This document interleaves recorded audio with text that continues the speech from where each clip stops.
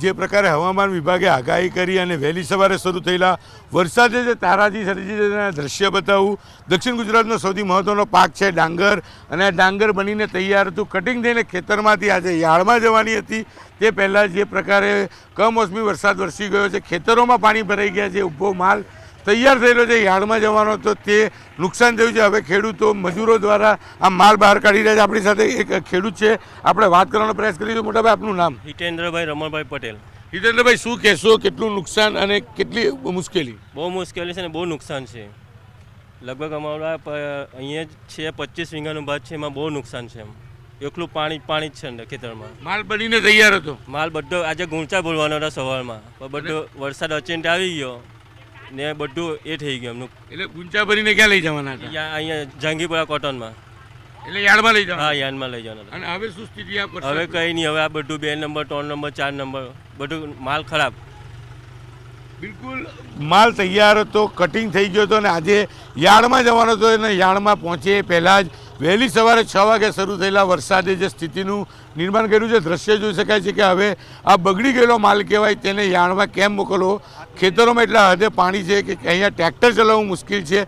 તમામ માલને ટ્રેક્ટર દ્વારા બહાર કાઢવામાં આવી રહ્યો છે. ત્યારે બીજી બાજુ જે ટ્રેક્ટરો છે, હું એ ટ્રેક્ટરો બતાવવાનો પ્રયાસ કરીશ કે ટ્રેક્ટરોમાં મોટા પ્રમાણમાં માલ પલળી ગયેલો છે. હું એના દ્રશ્યો પણ બતાવવાનો પ્રયાસ કરીશ કે કયા પ્રકારે આ માલ છે. ખેતરમાં જવું ખેડૂતો માટે મુશ્કેલ છે, એટલો કાદો થઈ ગયો છે.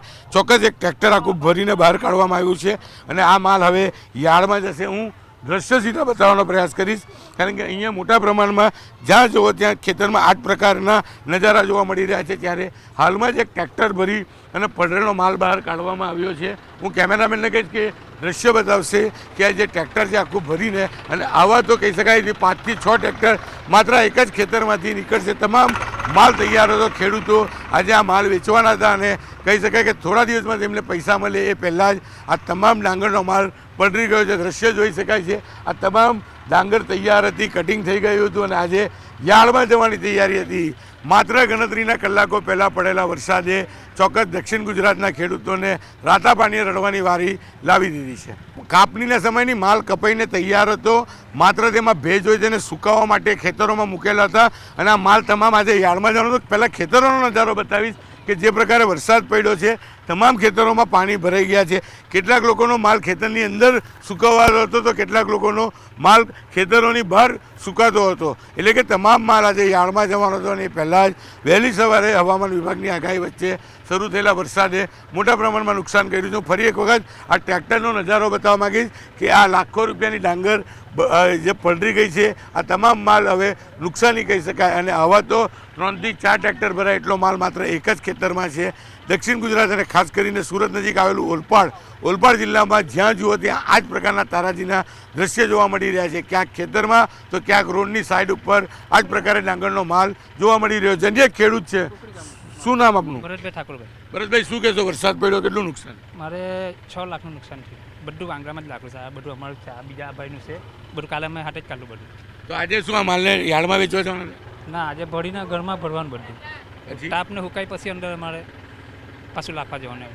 તો આ તો તૈયાર થયેલો માલ વેચો પહેલાં જ હવે આ અત્યારે કોઈ નહીં લઈ જાય, કશે લખાય નહીં. એમાં ઘરમાં જ હાંચકવા પડે. આખા વિસ્તારમાં કેટલા ગામ છે, બધે જવું નુકસાન? બધે જ 50% નુકસાન. બધાને 50% જ ભાત નીકળ્યો અમારા ગામમાં.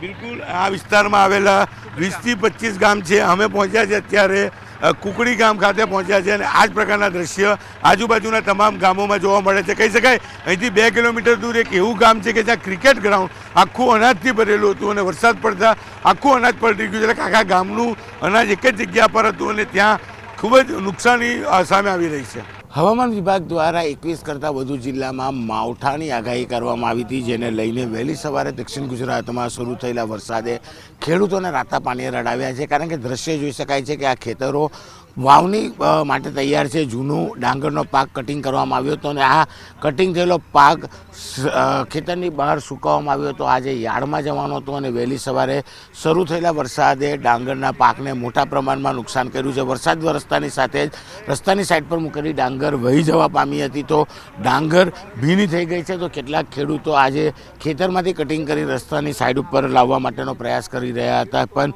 વરસાદને લઈને ખેડૂતોને મોટા પ્રમાણમાં નુકસાન થયું છે. ત્યારે ચોક્કસ કહી શકાય કે ખેડૂતો અહીંયા ઘણા બધા છે, આપણે સીધા એમની સાથે વાત કરીશું. મોટાભાઈ, આપનું નામ? મયંક પટેલ છે. મયંકભાઈ, શું કહેશો જે રીતે રોડની સાઈડ પર ડાંગર સૂકવી છે, વહી ગઈ છે, ભીની થઈ ગઈ છે? ખેડૂતોને નુકસાન જ નુકસાન છે. આ ખરેખર સરકારે વિચારવાની જરૂર છે, કારણ કે જે પાક અમે પકવીએ છીએ તેનું બધું જ રિસ્ક અમારે ભાગે આવે છે. અને ગોડાઉનમાં એક વખત વેપારીને આપીએ, ગોડાઉનમાં મુકાઈ જાય પછી પૈસા મળે અમને. તે પહેલાં જેટલું પણ રિસ્ક હોય તરું નાખવાથી લઈને સૂકવીને જે કરવાનું, આ બધું રિસ્ક ખેડૂતોને ભાગે આવે. તેના પ્રમાણમાં નફો કંઈ નહીં. આ સૂકવેલી છે કે યાર્ડમાં જવાની હતી, શું હતું? આને હવે તૈયાર થઈ ગયેલો પાક છે, કાઢીને મૂકેલો છે અમે, અને સૂકવે અંદર ભેજ ચેક કરવામાં આવે. કાઢીએ ત્યારે ભેજ વધારે હોય, તે ભેજ ઓછો કરવા માટે આ સૂકવવામાં આવે, પછી ગુણ ભરીને અમે વેપારીઓને આપીએ. સૂકવવા મૂકેલી હતી ને સૂકવે પહેલા હાથમાં આવેલો કોળિયો આ ચાલ્યો જવાનો. બિલકુલ અન્ય ખેડૂત છે, આપણે વાત કરીશું. કાકા, આપનું નામ? મારું નામ, હું રાંદેરનો ખેડૂત છું. મારું નામ જયેશ પટેલ છે. અને આપ જોઈ શકો છો કે આ ટીવીના માધ્યમ દ્વારા કે અહીંયા કુદરતના કમોસમી વરસાદને કારણે જે ભાતનો પાક હતો તે વરસાદને કારણે આખો નષ્ટ થઈ ગયો છે, નુકસાન થઈ ગયું છે. ખેડૂતે આખા વર્ષની કરેલી મહેનત 1-2 દિવસના વરસાદને કારણે પૂરેપૂરા નુકસાનમાં ફેરવાઈ ગઈ છે.